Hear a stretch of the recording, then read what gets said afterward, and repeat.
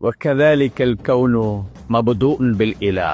அகர முதல எழுத்தெல்லாம் ஆதி பகவன் முதற்றே உலகில். உலக இலக்கியங்கள்ல ஒப்பற்ற இடம் பெற்ற திருக்குறளை தமிழ்ல இருந்து அரபி மொழியில மொழிபெயர்த்து இன்னைக்கு புத்தகமா வெளியிடக்கூடிய ஒரு வரலாற்று சிறப்புமிக்க நிகழ்ச்சி தான் நடைபெற போகுது.